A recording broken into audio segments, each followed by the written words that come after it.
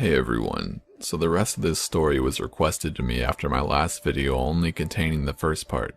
I'm going to include that on this video just in case people haven't seen it, so if you don't want to listen to the first part, just skip ahead. I've been sitting here in the same spot recording and editing this for hours, so I hope you enjoy the video. Don't forget to add me on Snapchat and Twitter, I will always respond. So, it all started about 4 weeks ago. I'm sitting in my office, bored as hell, staring blankly into my computer, counting each individual white pixel on that goddamn screen. As I'm staring off into space, enjoying the peace and quiet of my own little world, I start thinking to myself, how did I end up this way? My life has boiled down to me sitting in this fucking cubicle for 8 hours a day, eating and sleeping. I sure as hell didn't grow up thinking, boy, I'd sure like to spend the rest of my life filing acquisitions for some soul-draining corporation. I mean, I make good money, sure, but I don't even feel like a human anymore. It's like I'm going through the motions. I have no kids, no girlfriend, no family that actually wants anything to do with me. I'm completely alone. I need some adventure in my life again, some excitement. Fuck, anything is better than what I'm doing right now. I was snapped out of thinking how pathetic my life was by my annoying ass boss asking me if I had finished with this week's paperwork. I hadn't yet, but I lied and told him that I did. He told me in this "I'm superior to you" tone to have it on my desk tomorrow morning. Yeah, I'll get right on that, you self-centered prick. I finished up the form I had been working on and turned off my computer. It was 5 p.m., signaling the end of another meaningless day. I got home and started thinking about what I could do to make my life a bit more fun. I went through the usual ideas of a vacation, moving to a new city, maybe even a new car, yet they all fell short. I needed something really fucking crazy to go down. I wanted to drop a bomb on my former life and really get shit started. I started fucking around on the deep web looking at all the illegal shit that they have to offer, and then I saw an ad that said, "Have a problem in your life? Hire one of our cleaners to take care of it, at Cthulhu's will." Now my interest was piqued. I checked out their website and it was a site to hire a hitman. Then a thought popped up into my head. What if I hired a hitman on myself? It would be like a game of cat and mouse, and the punishment for getting caught would be, of course, death. I was curious to see what their guidelines were and to see how far they would go to eliminate a target, so I emailed them saying I had a problem I wanted to get rid of.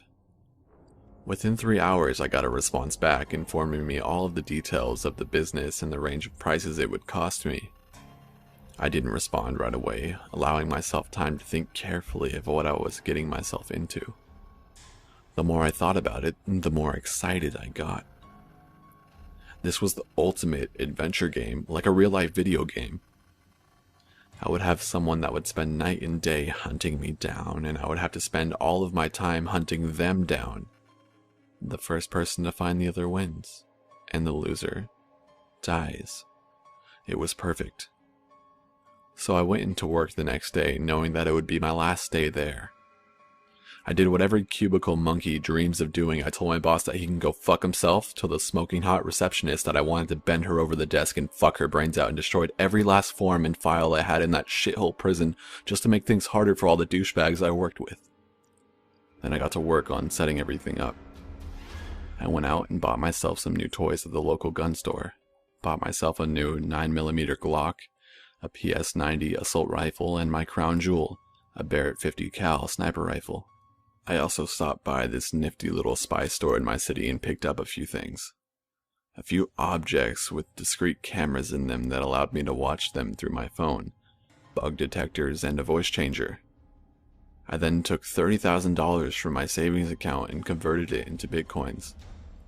After all that was completed, I contacted the man who had first emailed me and gave him all of my info, and told him that this man would be very hard to catch as he travels a lot and that he may be armed. I told him that I didn't want just one of their regular cleaners on the job. I wanted the best that they could offer. Shortly after sending the email, I received a message back informing me that they would send one of the best, but it would cost a bit more. He also said that as soon as I sent the payment, they would get started.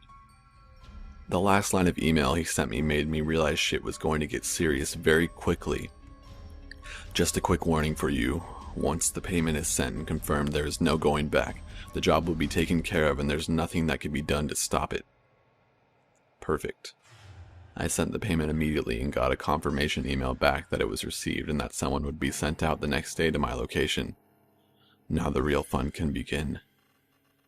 So there's the start to this huge shit show I created for myself, and like I said, it's been loads of fun. I've been in this Starbucks for about 2 hours now, and I need to get going as I can't stay in one location for too long. I'll update tomorrow with the rest of my story so far if people are interested. Wish me luck. How's it going, guys? I need to clear some stuff up with you guys before I get into my story. First off, a lot of you have been doubting the fact that I got a .50 caliber sniper rifle without a waiting period. The reason I was able to obtain it so easily was because the state I bought it in is a very lenient state when it comes to gun policies, and on top of that, the owner of the store is my neighbor and he knew that I wanted one for the longest time as I have an interest in long-range shooting. So, all I had to do was get a simple background check and fill out a good amount of paperwork and it was mine. Secondly, a few of you are saying things like, "You're not going to last a week." If you had even listened to the first 2 paragraphs of my first entry, you would have known that this has been going on for 4 weeks now. I've had a few encounters with the man and I'm hoping to finish this up in the next few days. Anyways, let's continue. So I had just gotten confirmation that my payment was received and someone would be sent out the next day. I started packing all the belongings in my apartment that I would need, as I wouldn't be able to return until after this was all completed. I packed about a month's worth of clothes, all my electronics that I would need, all my guns and spy gear that I had bought myself, and a few other miscellaneous items like a toothbrush and shampoo. Once everything was packed up, I went over to my friend's house that had an older car for sale that was registered to his name. I asked him if I could trade him cars for reasons I couldn't get into and gave him $2,000 just to keep my car in his backyard and look after it. I figured if this Hitman agency was any good, they'd look at my DMV records and know what kind of car I was driving and my license plate, which would make me a lot easier to find. He agreed and told me to look after myself and to be careful. So I set out back to my old apartment that night to put all the things I had packed up into the trunk and the back seat. I also set a little note on my coffee table in the living room that said, "Tag, you're it," just to fuck with the guy and give him a little heads up that this wasn't going to be an average hit. What fun would it be if he didn't even know that this was going to be a fun little game? I now had everything I needed to go in the hunt in the car that couldn't be traced back to me. Before the day ended, I went to Walmart and picked myself up a little prepaid smartphone and then dismantled my own phone so I couldn't be tracked via GPS. Before it got too late, I also stopped by the little spy shop again and picked up a magnetic GPS locator. You know, that kind that Walt and Hank from Breaking Bad put under Gus Fring's car to follow him. After that, I was fully ready to do this. No turning back now. I went back to the area around my apartment around 11 p.m. and parked about 2/3 to 3/4 of a mile away to wait. No way I could stay the night there and allow that guy to get the drop on me while I was sleeping. I sat on the passenger side of the car to make it look like I was waiting for a friend to come back to the car and to not freak people out who lived in the apartments I was in front of. They said they'd be sending him out the next day, so I had to sleep in the car and wait for him to arrive.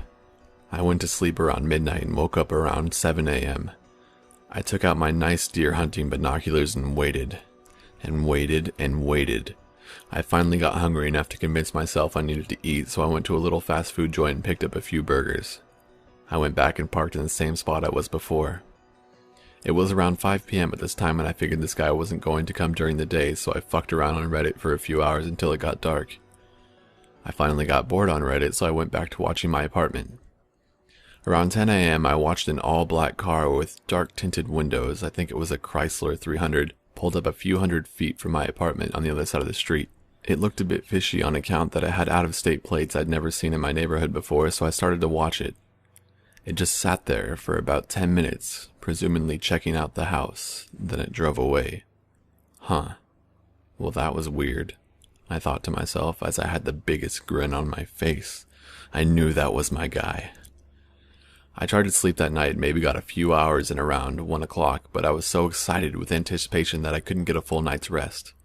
I woke up around 3 to 3:30 a.m. to check everything out. So I started fucking around on Reddit again to pass the time. Around 4 a.m. the same black car pulled up in the same spot as before. About 2 to 3 minutes of waiting there, the light shut off and a man got out. He was a bigger guy, around my height, 6 foot, but way bigger muscle-wise.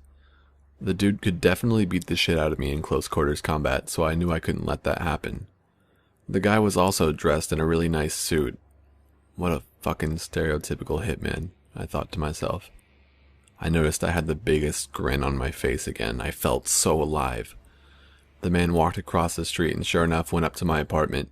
He took a key out of his pocket, put it in the lock, and slammed on it with this small metal brick thing. I knew it was a bump key. He then entered my apartment and shut the door behind him. About 30 seconds later, after he did that, I used the binoculars to focus in on his license plates and wrote down the number.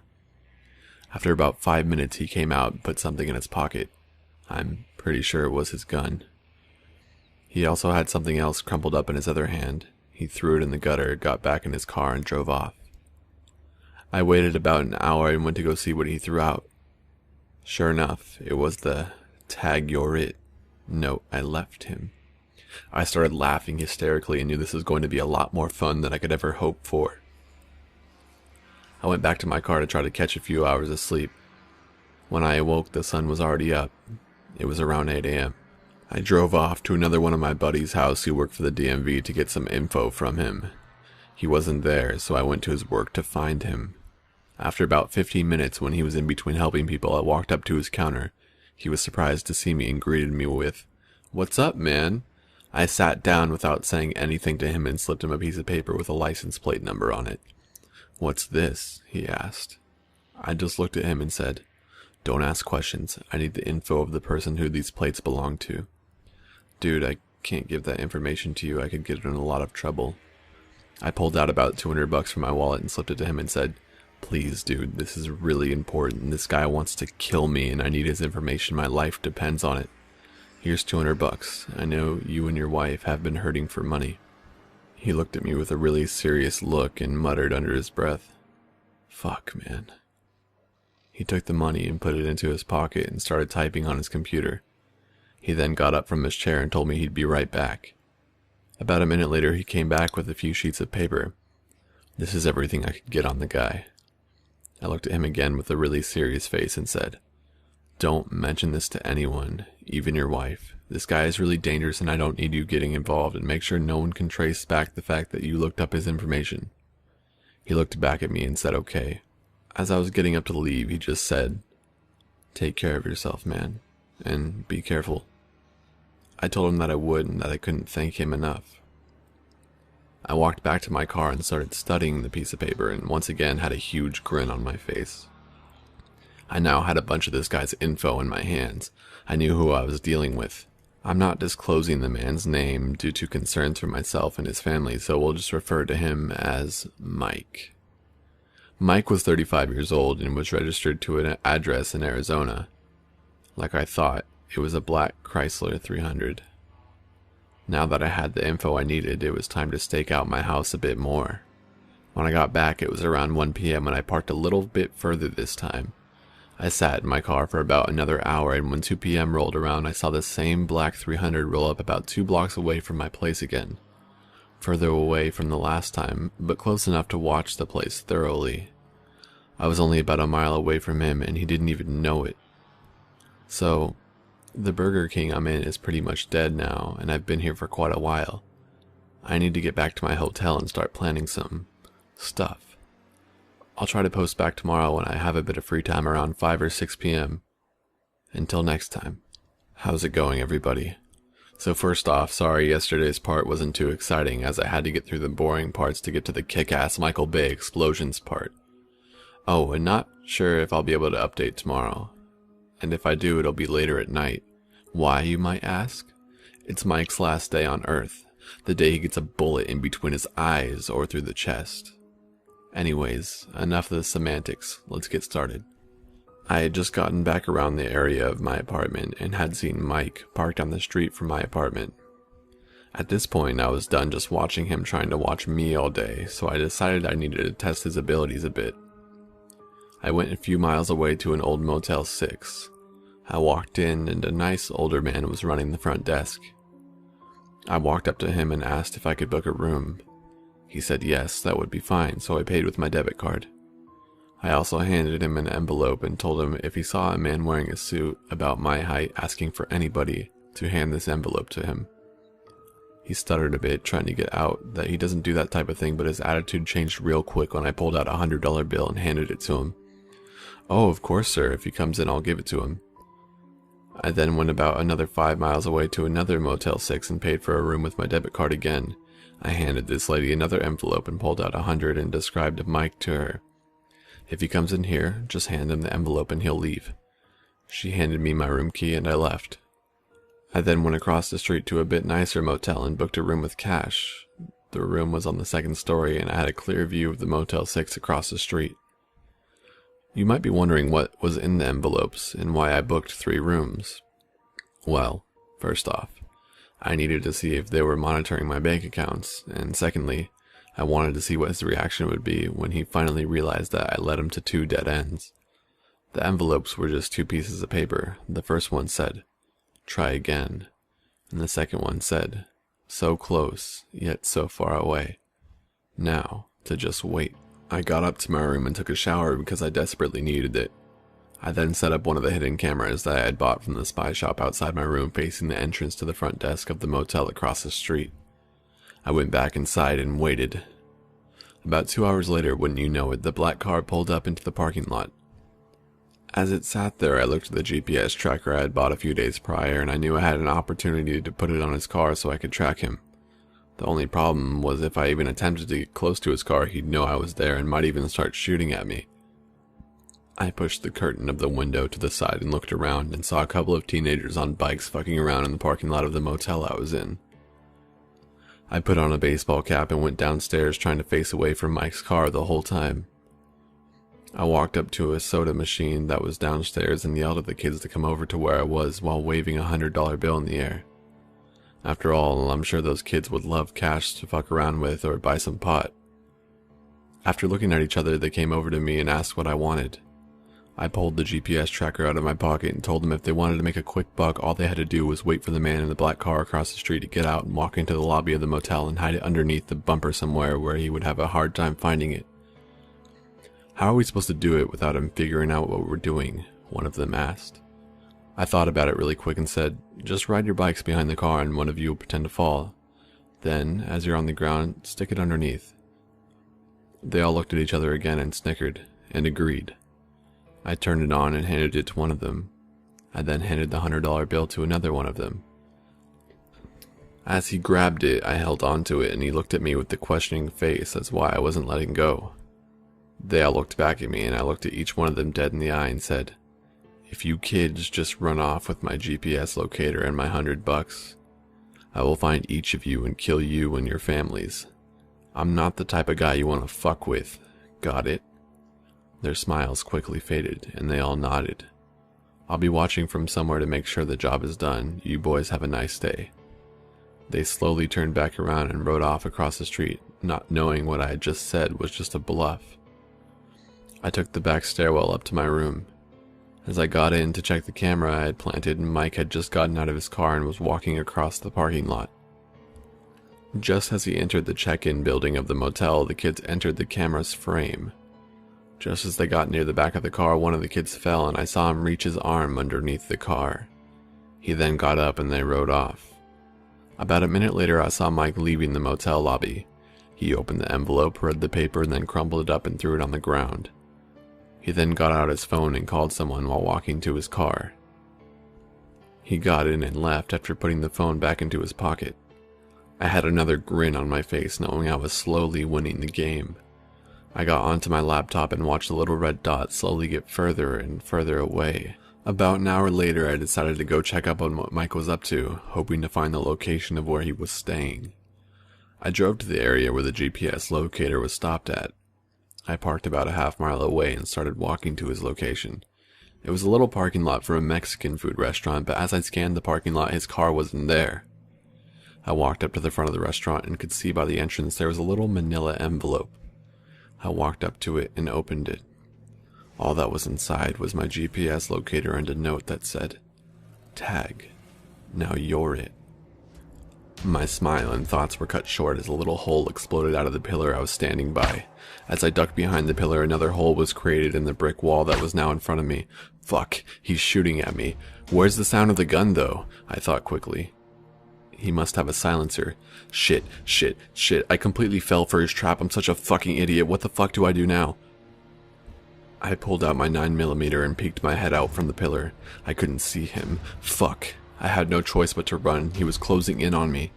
I ran into the restaurant and went through the kitchen as a whole bunch of Mexicans were yelling at me and darted out the back door. I ran down the alley that the back door led to, my adrenaline pumping. As I neared the end of the alley, I heard something whiz by me, tearing the side of my shirt. Almost out of the alley, I ducked behind a big metal dumpster.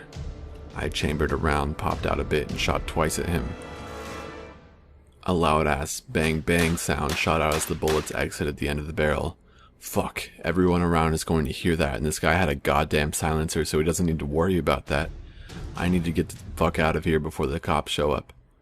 I darted out of the alley, and as I rounded the corner, I heard another bullet strike the brick wall. I looked back and saw a huge chunk taken out of the corner. I ran and ran as fast as I could back to my car, trying my best to make sure he didn't follow me. As I got in and took off, I looked back to see Mike running around the corner, looking around, trying to find me. For a guy of his size in a suit, he was sure is pretty damn fast. I then hit a red light with a few cars around me, and I could still see him running in my direction, trying to look for me. I could tell he didn't know what kind of car I was in by the way he was frantically looking around. He kept getting closer and closer until finally he was right beside me, on the other side of the street. The only thing that was between us was another car in the left lane. Come the fuck on, light turned fucking green. I was fucking hysterical at this point. The man that was trying to kill me was about 15 feet away, and all he had to do was look hard enough through my tinted windows and he'd know that it was me. He then continued walking past and pulled out his phone. Right as he hit the street corner, the light turned green and I fucking gunned it. As soon as I knew he was away from me, I started laughing louder than I've ever laughed before. I was so close to death, and yet I never felt more alive. This is exactly what I needed, and I already couldn't wait for our next encounter. Only next time it would be on my terms. I got back to my motel room and got upstairs. I sat down on the bed and started thinking about what had just happened, and planning my next move. I was such a fucking idiot for falling for that trap. He had seen those kids plant that thing, or he had some kind of bug detector like mine that could find planted electronics. I didn't know which one, but I did have a few pieces of valuable information. They were monitoring my bank accounts. He has a silencer and is not afraid to shoot in public, and from what I saw, he's not bad at his job. I had just gotten extremely lucky that I switched cars and he didn't happen to see me. I collapsed on the bed exhausted as the adrenaline wore off. About 15 minutes had passed as I lay on my bed contemplating everything, and I got a phone call. I looked at my phone and it was a number that I didn't recognize from a 480 area code. I answered. Well, hello there. You left so soon we didn't even get to play. Who is this? I asked like a dumbass. I knew who it was. Don't worry about who I am. It's yourself that you need to worry about. I started laughing.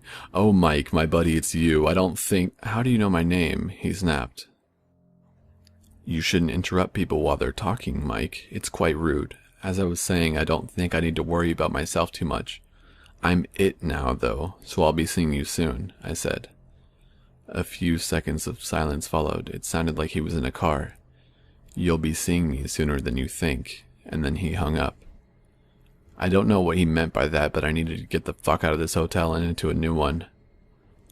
I wrote down the number he called me on, and I packed all my stuff up and got out of there as quickly as I could. As I was leaving, all I could think of was how the fuck did he get my number? I threw the phone out of the window and kept driving.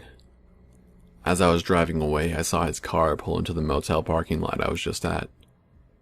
Anyways, once again, I need to get going. This bar I'm at is called the Blind Tiger. It is packed, but I've been here for too long, and I need to get back to my hotel. I also need to start prepping for tomorrow. Thanks for listening, guys. Until next time.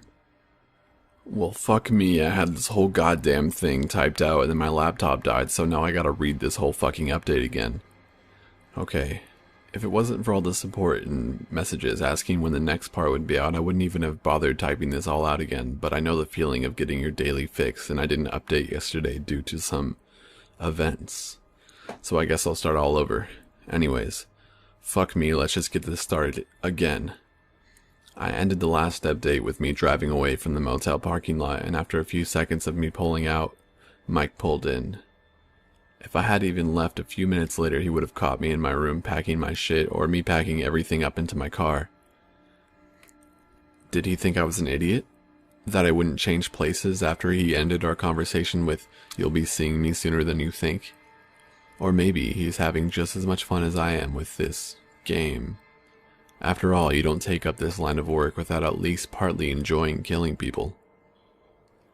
I'm probably giving him the same rush he's giving me, in that he probably doesn't expect his clients to actually go after him or even know when he's coming.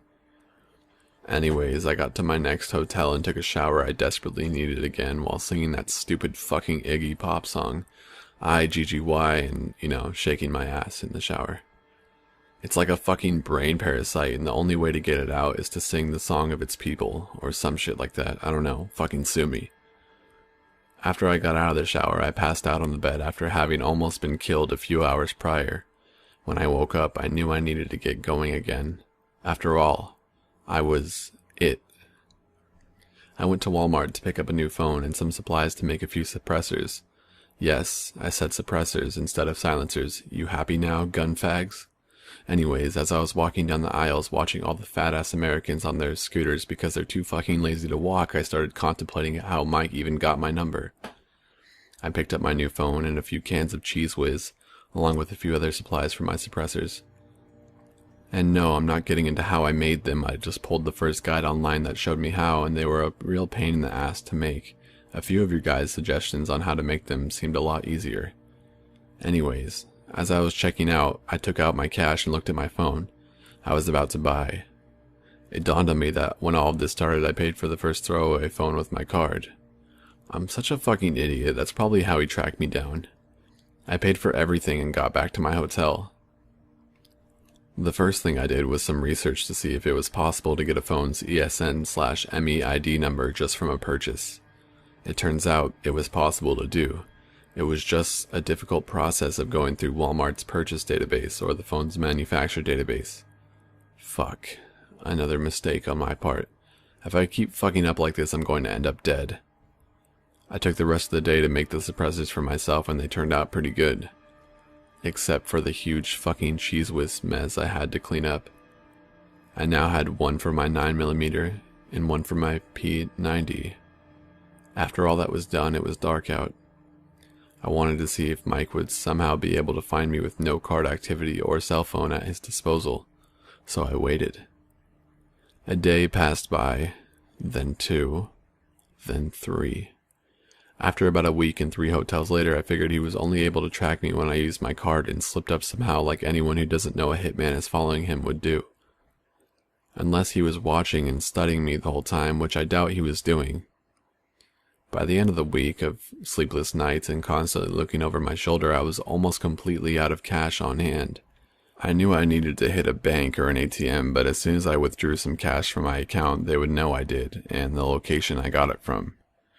After a bit of thinking about this, I figured I could usually use this to my advantage. So I set out to surprise little old Mike. After all, a week prior he set me up, so I figured it was time to return the favor. I traveled about 30 minutes to the very outskirts of northwest Las Vegas. I found an area that seemed perfect, my bank on one side of the street and a desert with lots of boulders and Joshua trees on the other side. As I was surveying the area on one of the corners near the bank, I saw an ATV with a for sale sign on it. I went to the door and rung the bell. A nice, typical suburban dad answered the door with a little girl right behind him hugging his leg and looking up at me. "Can I help you?" he asked. "Yeah, I actually saw that you had a Yamaha ATV for sale, and I was wondering how much it was." He told me it was $1,500, and I told him that I was interested. We shot the shit for a while, and he told me about his family and that they just had another girl, so he had not the time or money to keep this thing around. "My time of fun and fucking around is on hold for the moment, I guess," he said, laughing a bit. I laughed back, and while I was looking at him, I kind of envied him. If I had a girl I loved a lot and some little ones that meant the world to me, I wouldn't be doing what I was currently doing. But that's neither here nor there. Sorry, I'm rambling. I told him that I was interested in getting it now and asked if it was okay if I ran to the bank to grab some cash. He told me that that was fine and he would be waiting outside. I got to the bank, and as I was about to put my card into the machine, a thought grabbed my attention. As soon as you pull out this money, you're going to be on a time slot until Mike comes in and checks the area. I mentally prepared myself and pulled out the cash. It was time for us to meet again. This time, on my terms. I ran back to the man's house with the ATV, and he was outside checking everything out on it. I handed him the cash and gave it a quick test drive around the neighborhood. I got back in a minute or two and thanked him for the time and wished him luck on his newborn. I got in my car and told him I was going to park it around the corner at the nearby park and come back for the ATV, as I was going to be riding it today. He said that was fine, and I took off. As soon as I parked at the park, I literally ran back to his house and hopped on the ATV. I had just pulled out the cash, and I knew Mike couldn't possibly be on his way already, but something inside me knew that I couldn't involve this nice gentleman that I had just bought this thing from. I wouldn't put it past Mike to break into their house and kill everyone in there just to get a hint of my location. I drove the ATV back to the park, and I parked it right behind my car. I got my backpack out from the back seat and put my homemade suppressors and my 9mm in there. I slung the P90 on my back and also rolled up a few paper targets and put them into my pack just in case I got stopped by the police. At least I had an excuse that I was practicing my shooting out in the desert. I eventually got about 400-500 yards out into the desert across from the bank. I set up one of the targets and fired 2 shots from both homemade suppressors from each gun. They both worked really well, with only a small sound coming out of each of them. The sun started to set behind the mountains, and I got set up and parked my ATV behind a large boulder. When it got completely dark, I got on top of the boulder and I lied down. I put on a black ski mask and a black shirt so I couldn't be noticed out in the open. I flipped the cap to my scope on my P90 off and looked through it. I could see the bank dimly lit inside as well as the parking lot. Now, all I had to do was wait. It had been about an hour and a half to 2 hours since I had to look at the bank, but no Mike. Around 11 o'clock or so, I finally saw his black car pull up. He drove around the bank once and then parked in front of it. I immediately noticed that his plates weren't on the car, which struck me as odd. He got out and walked up to the ATM and had something in his hand with wires attached to it. He put it in the machine and turned his back to me. Perfect. I flipped my safety off and took the shot. Boom. Center mass. He fell into the machine and pulled out his gun. How the fuck is he even moving? I shot him right through the fucking back. He ran and ducked behind his car. I aimed for his tires. Boom. Back right tire. Gone. Boom. Back left tire. Gone. At this point he knew the direction I was shooting from and he popped his head out. He shot twice in my direction, but he couldn't see me in the darkness. It was great. I had another huge smile on my face. Now you know what it's like to be trapped, you son of a bitch, but this time you have no getaway vehicle. Alright guys, I was planning on going a little bit further with this, but I think I'm done for the day as far as writing goes. I'll update tomorrow. How's it going, guys? Sorry about not updating yesterday. I had a fucking massive migraine and couldn't even walk, let alone type an entire update. I was sitting on top of the boulder I had just taken the shot at Mike from, who was standing in front of the ATM. I forgot to mention during the last update that he had a mask on when he got out of the car. I could tell it was him though, with his suit and body shape. I took a shot at him and he fell onto the machine. I proceeded to shoot out the back tires on his Chrysler 300 to trap him. He was now a sitting duck with nowhere to run. He then went onto the passenger side of his car and dove through the window. I didn't know what he was doing. He obviously knew that his car was fucked with 2 back tires gone. He put it into reverse with the back rims grinding against the pavement. Then the car flipped around with the headlights pointing towards me. He gunned the car across the road and started hauling dick towards me. I shot a few times at the front windshield, but the bullets seemed to not go through. I now figured that he had some sort of light bulletproof glass or something of the sort. The car had now hit the desert, still accelerating up. About 100 yards out from the boulder I was perched on, I saw the driver's side door open and him bail out. I shot once at him, but missed.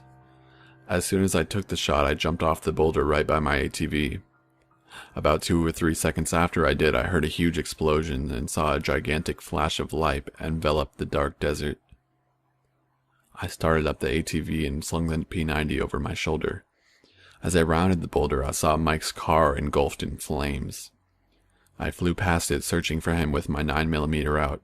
He was nowhere in sight. I gunned it to the bank and ran up to the ATM he was just at. The weird electronic device with wires hanging out of it was still stuck in it. I grabbed it and took off. I guess he forgot it in all the commotion. I took off towards my car, still trying to look for Mike in the desert as I passed by it. Again, he was nowhere to be seen. I took off my ski mask and put it in my pocket as I was speeding down the street. I was pissed I had let him get away. It wasn't going to be easy to get another chance like that, like I just had.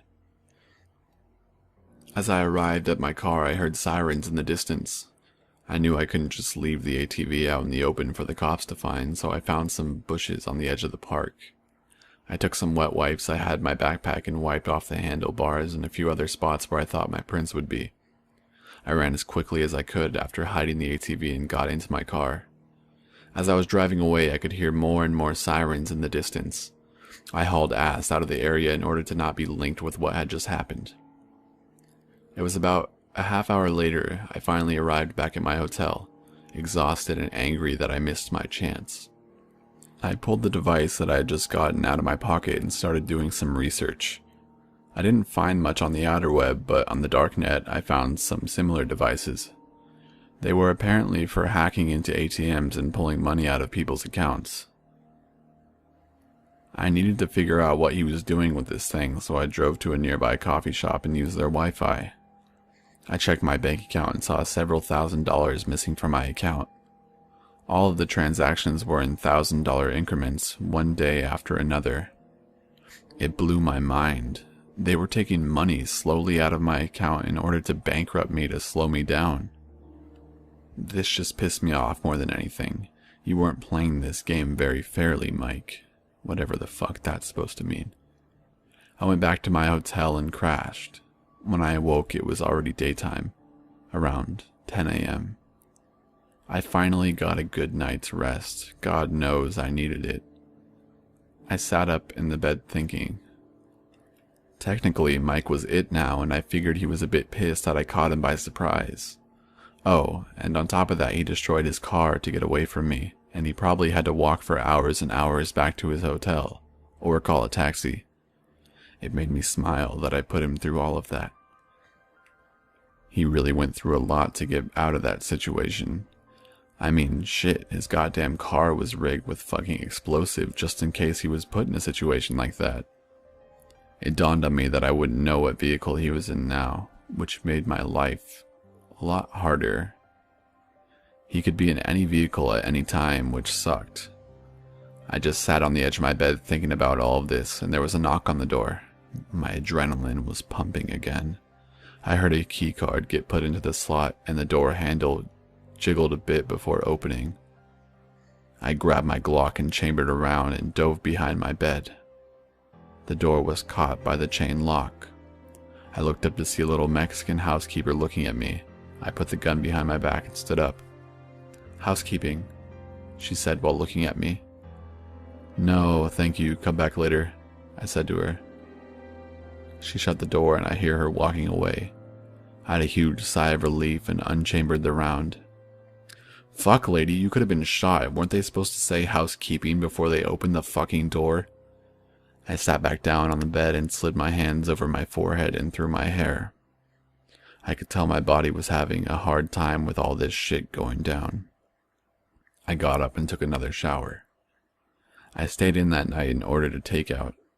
The next day I switched motels and chilled out. I took another few days to chill out and recoup from everything that happened. On the third day in this new hotel, I knew I needed to get to the end of this game. After a few hours of pacing in my room and not coming up with a single fucking idea and stressed as hell because I couldn't come up with anything, I decided I'd go down to the strip and play a little poker to get my mind off of everything. I went down to the Flamingo Hotel and started to play a little bit. After a few hours of playing and winning a good amount, I decided it was time to pack it up and quit while I was ahead. I cashed out my chips and headed out to walk the strip for a bit. It was so crowded and crawling with cops, I knew even Mike wasn't going to take the chance trying to shoot me here. As I was walking, I noticed the Bellagio fountain started up. I stood across the street admiring them, and it took my mind off everything that was going on for a brief moment. As soon as my mind got sidetracked with the beauty of the jets dancing around one another, I saw something that shocked me to my very core. There was Mike, walking in between a thick crowd of onlookers watching the fountains. Holy fucking shit. Out of all the people in this whole fucking city, there's the one person that I was looking for right in front of me. He hadn't noticed me at all, so I started trailing behind him on the other side of the street. I lowered my baseball cap and kept watching him, always a few feet behind so he wouldn't see me. He eventually made his way to that Aria hotel and walked in. I waited about a minute and I walked in. Just as I saw him make his way to the room elevators. No fucking way, I knew where he was staying. It was a 1 in a million, but something out there gave me a break and put him right in front of me. I walked up to the lobby receptionist and gave her some bullshit story about how me and my buddy got separated and I needed his room number to check if he was there. She asked for his first and last name and I gave it to her. She typed some things into her computer and gave me a room number. I couldn't have gotten more lucky. The more I thought about it, the more sense it made. If I were him, I'd want to stay in the most crowded hotels in Vegas, making getting found a lot harder. I thanked her for the information and took off. I made my way back to my car and drove back to my motel. I got in and took out one of my spare manila envelopes.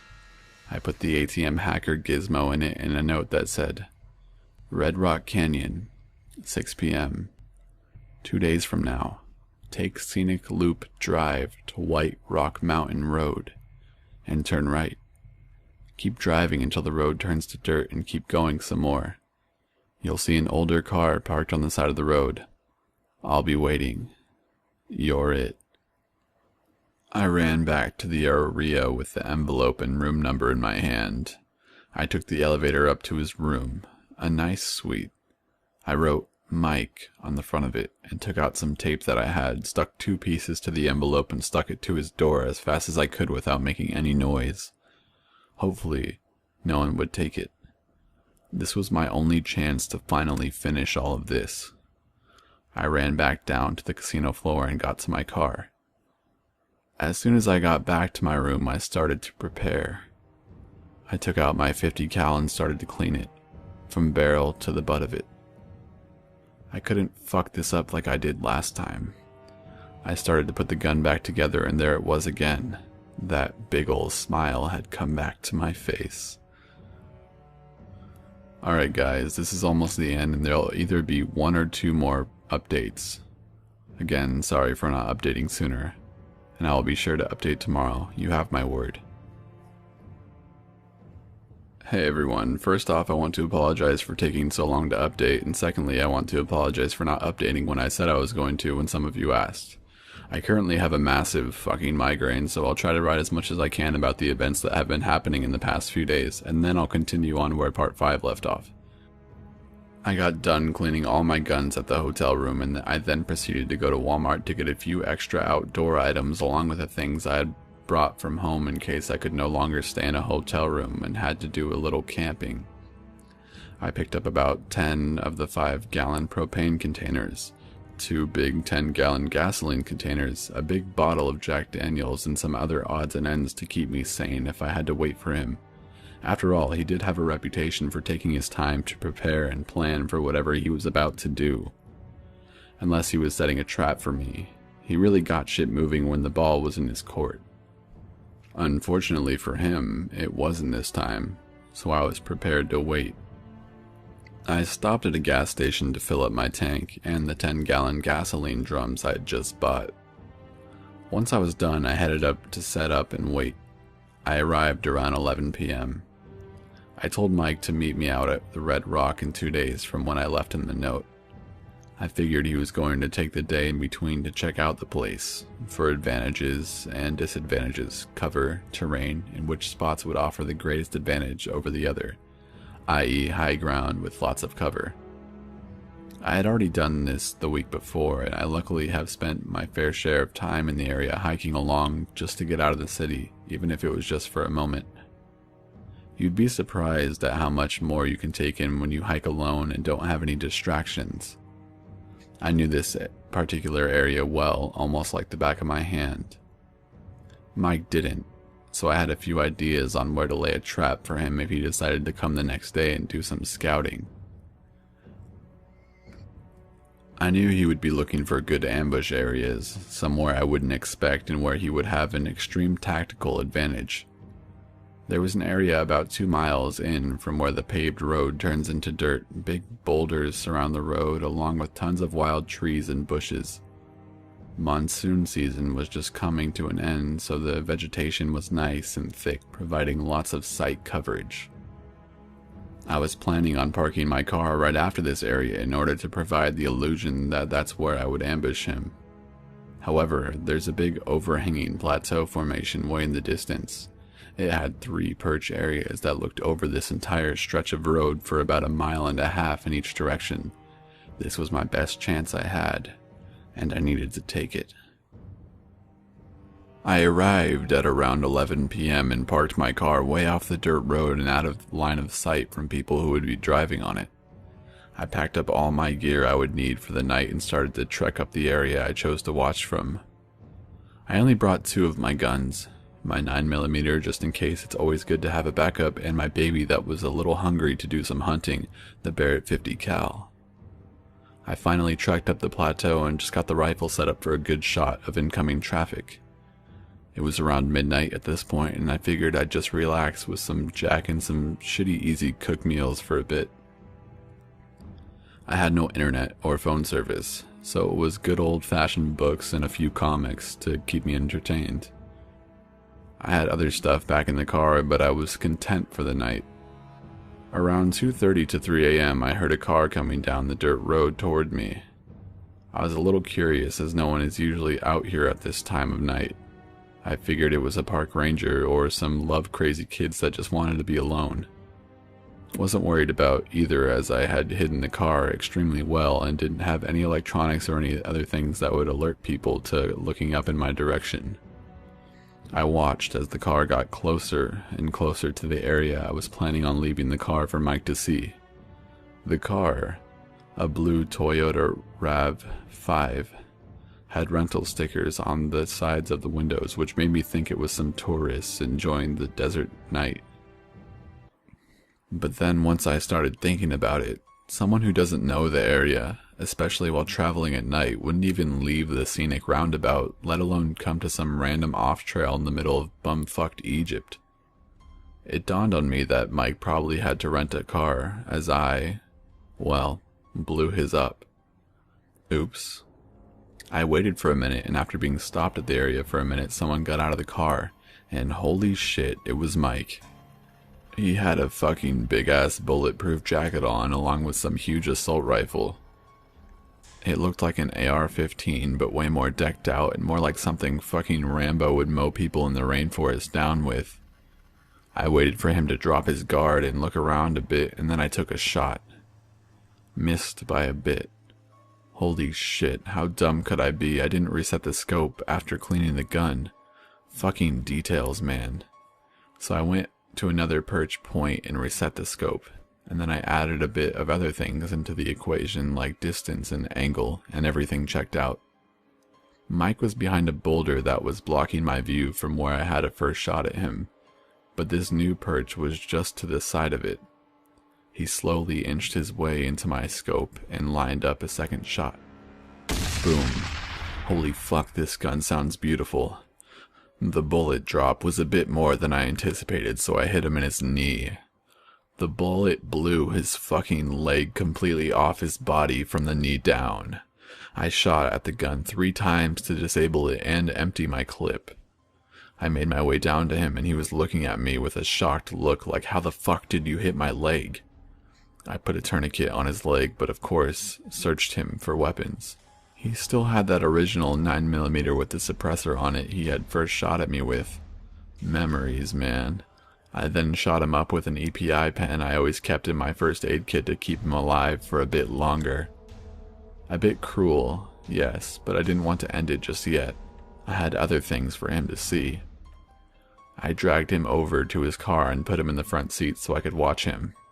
I went over to him with the bottle of Jack and asked if he wanted a last drink. He sure took that fucking opportunity up, that's for damn sure. I loaded all of the propane tanks into the back along with both of the gasoline containers. We drove for about 45 minutes, him barely awake but still fully conscious and really enjoying the Jack. We got up a little ways on the highway to Mount Charleston and eventually got up to a good straightaway with a sharp turn at the end with nothing but a little guardrail in between the road and about a 1,300-foot drop. I found a good-sized rock on the side of the road and started to pour the gas all over the inside of the vehicle. All Mike did was close his eyes and wait. When I was done and about to launch it, I went up to the door and asked him a simple question. You want it fast and quick, or long and horrible? He looked at me with a smile and held up the nearly empty Jack Daniels bottle. Fast, but let me finish this first. He chugged the rest of it and said something I'll never forget. I definitely don't want to die just yet, but you sure set up one hell of a fucking game for yourself. He knew I had put the hit on myself right after I left him that very first note in my apartment that said, "Tag, you're it." He looked up forward out of the windshield to the sky and said, "Do it. Make it quick and clean and light this fucking thing and get the fuck out of the area." Until the very end, he was a damn good sport about it. If the tables would have been turned, I don't think I would have been so nice about it. Boom. In one temple, out the other. I set the gas on fire in the back first and placed the car in drive. I then let it fall onto the gas pedal and the car took off. It strayed to the right a bit, but it was going pretty damn fast by the time it hit the edge. I was walking for about 5 or 6 minutes before the propane tanks exploded. They can handle a bit of heat, I guess. They went off one after another, and the last 4 or 5 of them all went off at once.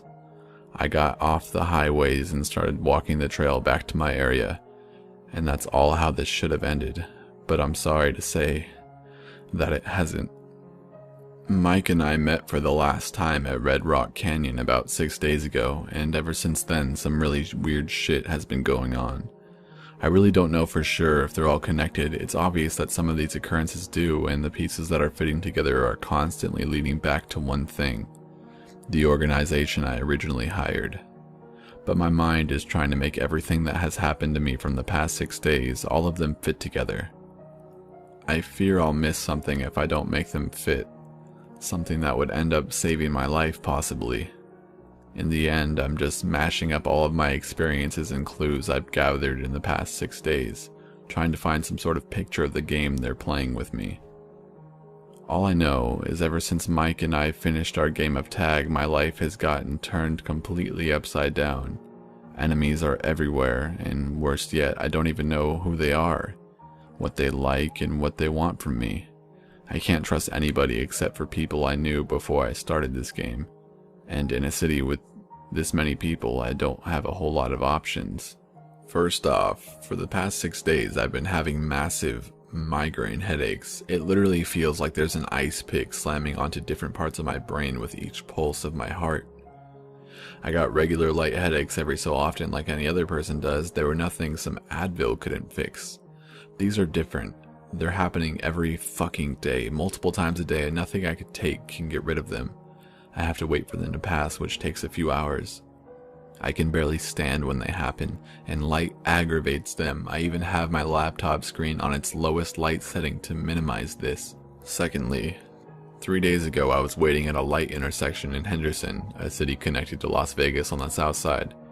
The left turn light turned green, but the other lights for people that want to go through the intersection were still red, so I remained stopped, waiting patiently with no other cars in front of me.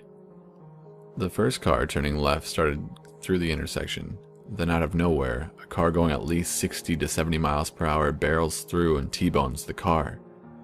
The car that was T-boned while turning it spun a few times but ended up on the other side of the intersection, finally stopping on the corner of the sidewalk to the left from my position, while the other car that sped through the light barely made it through the intersection, coming to a grinding halt as its engines dropped and the front end completely caved in. Everyone slammed on their brakes and the intersection was pretty much wide open, so I hit the gas and drove through and parked my car in front of her with my right side wheels up on the curb. I jumped out of my car and ran to hers, praying she was okay, and attempted to open her driver's side door, but it was also caved in where the other car had impacted, so the door lock was busted to shit from the looks of it. I ran to the passenger side and unlocked the door through the broken window, seeing the unconscious woman strapped into what looked like a metal death box. I had an unbelievable sense of recognition come over me. I knew I had seen her before, but I have no idea where. Like walking past someone that you've seen shooing at your favorite grocery store, or recognizing someone that jogs around your block in the morning. Only this time you're both standing in line to buy movie tickets. You recognize them and you know you've seen them around somewhere, but you don't exactly know where. I quickly pushed the thought out of my brain in order to focus. I tried getting her out of her seat, but I couldn't access the belt buckle latch attached to the seat as it was completely encased by the caved-in driver's side door. I searched my pockets frantically for my pocket knife and cut through the belt. As soon as that was done, I picked her up as carefully as I could and set her down on the curb just outside the passenger side of her car. Adrenaline is quite an amazing chemical when it fully kicks in and flows through your body. She felt like she only weighed 30 pounds when I picked her up. As I was laying her down on the sidewalk, I saw a little chunk of metal sticking out of her thigh through her tight jeans. It was protruding out about 3 inches, but I have no idea how far it extended into her thigh. I took off my belt. It's funny, I actually referred to it as my lucky belt ever since I got away while running from the cops drunk in college and because of all the other ridiculous situations I've gotten out of while wearing it. It's stretchy with no designated loop, so it can fit around anything as small as a stop sign post to something as big as the fattest contestant of the season premiere of The Biggest Loser. I sipped it under her leg and pulled it as tightly as I could, a couple inches above where the metal was sticking out. Right as I did that, she opened her eyes very slightly and looked at me. Then after a few seconds, she closed them as she blacked out again. I kept my fingers on her neck to feel her pulse, and it was there. Faint, but it was there. I lifted up her leg really quickly to see a round red stain as a pool of blood started gathering underneath her thigh, trapped there due to her skinny tight jeans. Every 30 seconds or so I checked in. Thankfully, it wasn't getting much bigger. Looking back, it seemed like time itself was going so slow as I got her out of the car and tended to her injuries. I completely blocked the world out around me. As soon as I knew she wasn't going to bleed out, I heard the faint sound of sirens in the distance. Reality snapped back as I look around to survey the scene. Mostly, people were just standing around on the opposite side of the street from where I was, some on their phone, presumably to 911, and others just shocked at the accident they had just witnessed. I looked over to see 2 people pulling the man who ran the red light out through his window, his car about 2/3 the length it used to be. Even a bit of the front doors of the car were warped a bit, which explained why they couldn't get them open. It maybe took the paramedics 4 or 5 minutes to get to the scene, but it felt like an eternity. 2 ambulances came flying to our location. One went and parked by the other man's car and one parked in front of mine. I checked her pulse one more time and it was still there. Faint, and it damn sure seemed to be clinging to life, but nevertheless, it was there. As soon as he took her vitals and gave her a quick look over, he asked me for a quick summary of what had happened. I explained and asked if she was going to make it and be okay. To my relief, he said yes and explained she might not have made it if it wasn't thanks to my belt, and the fact that I had left the object in her leg. I learned as a young kid in Boy Scouts never to remove an object that was stuck in a person. as it can lead to even more blood loss, and then very quickly, death. And proper tourniquet placement on the arms and legs to prevent a person from bleeding out. I chuckled a bit inside. Who would have fucking imagined that I would ever put any of this stuff I learned from my first aid badge to use in the real world? He asked if I wanted my belt back, and I told him no, and to attach a note to it that explained that it was her lucky belt now and that it saved her life. We laughed for a quick second as he agreed, and as I turned around, police officers were approaching me. I'm not too big of a fan of cops, but I figured I was not in any sort of trouble as I had just helped secure the victim of an accident. He asked me if I could give a statement as to what happened, and I agreed. He turned around and asked me to follow him to his car to get the paperwork, and I saw the other man sitting up on the stretcher the other EMTs pulled out. He was yelling and slurring his words and acting as any obliterated person would after they had just been in a bad accident. I kept looking at him, and he seemed familiar as well. I didn't recognize him as well as I did the woman I'd helped, but I had definitely seen him before. I heard him shout in a drunken manner at the EMT, "My brakes didn't stop. The brake pedal didn't do nothing. I couldn't stop," he said, extremely drunk. When we continued to the cop car, I gave him my statement. As we were finishing up, another cop came up to the side of him, chuckling a bit, and said, "This guy's BAC was .21, according to the breathalyzer." We also found a half-empty beer can over on the passenger side door. He's saying something about his brakes not working, but he's so fucked up he probably was hitting the gas pedal instead. The officer taking my statement nodded, and the other cop walked off back to the scene as the tow trucks had just arrived. The officer who was taking my statement turned and put the pad and pen on the seat of the squad car. "We're done here," he said in a serious tone, and I turned to walk away. I took a few steps away and I heard him say, "Oh, by the way." "Yeah?" I asked. "I heard you saved that woman's life by slowing the bleeding down until we got here." I turned around and said, "I don't think I saved her by any means. I was just trying to give her as much time as she could get until the paramedics arrived." I was turned around and started walking away and heard him say in a quiet, deep voice, "Seems like you did the opposite for the other guy who flew off the mountain pass on the other side of Mount Charleston a few nights ago. Perfect place to go off, too. Must have been at least 1,000-foot plunge or more." I stopped, dead in my tracks. All the blood that was in my face fled, replaced with a substance that felt cooler than liquid nitrogen. Frozen there, and without turning back around to face him, "Excuse me?" I asked, my very soul not wanting to hear his answer because I knew I was completely fucked. "Oh, nothing. You saved one life and ended another. I think that God would call that even, don't you think?" he said, his voice getting more and more cheerful after each syllable left his mouth, like a proud hunter knowing his prey was cornered with no possible way to escape. Feeling like I was frozen in a block of ice, having nowhere to go, I replied, I can't really say. God hasn't said anything to me yet, but I'll let you know when he does." As I spoke, I literally felt like a dead man walking, like this man behind me was taking the very energy of my soul as he stared at me. He started laughing. "Well, who knows, you may get that chance sooner than you think," he said. And then his voice suddenly going back to the previous deep monotone darkness it was before. "But who am I to say that?" I heard him turn around and take a few steps into his cop car and shut the door behind him. I was just standing there frozen until I heard the car door shut, causing the regular world to return as I slowly walked back to my car. And after this occurred, my laptop I was using to catalog everything I've done so far, check my bank accounts, look at pretty much all my information on it that I needed to stay ahead, started acting up about a week ago. Randomly closing internet tabs, me being in the middle of writing an update on this, and my laptop would shut itself down.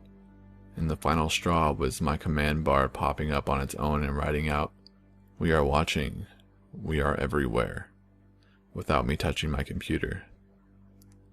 They now had complete control of it, and that it's just useless to me.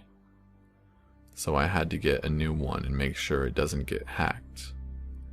Anyways guys, looking back at what I just typed, I pretty much wrote a whole fucking prologue to what happened after the game. I'll update if it continues on from here, but don't count on every day. Hey everyone, so sorry for the last story looking like the ramblings of a crazy person. My migraine at the time just kept getting worse and worse, and by the time I was done writing I couldn't even proofread or even stare at my screen any longer. I was literally shaking with pain, about to just kill myself to get it over with. Don't worry, I'm not suicidal. Well, by suicidal I mean personally killing myself. I guess some would argue that what I did was suicide. In my opinion, it was more of a game, but hey, call me what you want, I honestly don't care. Anyways, I figure I'd leave one last quick update to let you guys know what's been going on, and it might just be the last day of my life. Let me explain. So I took my hard drive I had saved from my laptop I had gotten rid of to a buddy of mine who is a programmer to check for how the hell they hacked into my system. I wanted to keep it because I had some shit on it that had some sentimental value to me, and I didn't want to find all the songs and movies I'd downloaded all over again. Anyways, he transferred the things I still wanted over to my laptop and ran all the files through a program to check for abnormal files or viruses hidden in any of the transferred data. He didn't find any, so I was in the clear there. I didn't tell him what had happened in the past month. He just figured I was busy at work or whatever. He downloaded some security software on my new laptop and gave me a few tips on how to avoid my security from getting breached. I probably should have told him that it wasn't just some random guy hacking my system, but if I got into details it could possibly put him at risk, so I just thanked him and went on my way. As I was getting back to my hotel and going up to my room, I saw a man in a suit standing across the street, just staring at me. I went inside, freaking out, and checked out the window every couple minutes to see if he was still there. After a few peeks of him still looking right at me, he got on his phone and eventually left. Shortly after, I went to a hotel, taking U-turns and backtracking to make sure I wasn't followed. I checked in and went to my room to check it out. I took my bug detector and went around the room. Nothing came up, luckily. As I went outside to get my bags out of my bag, I felt like I was being watched again.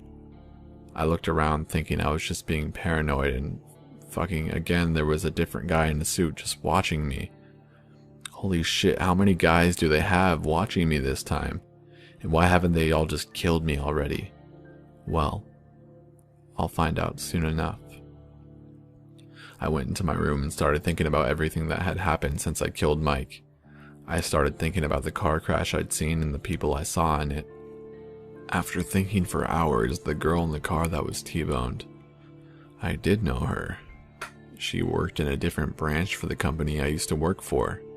She didn't work in my building, and I didn't even know if she worked in the same city since my company was in several different states. But I was sure I've seen her in my office dropping papers off to my boss. Why her though? Was it a fluke? And then I thought about the cop afterwards. No one was around when I killed Mike. There was no report on the news about it. I wore gloves so there wouldn't be any prints, and I torched the whole fucking car. What the fuck is going on? Fuck it, I had no idea, and I'm dead anyways. I went to my computer and opened it up to look at a good bar to get fucked up at. Another command bar was open and it said, "We need to talk. Sunset Park, tomorrow, 8 p.m. Go to the southeast corner, come alone. If you pull anything, you will be shot. Don't be stupid." Well, fuck it, they know where I am. Anywhere I go, they have people everywhere, and I'm willing to bet they'll go to any length to find me.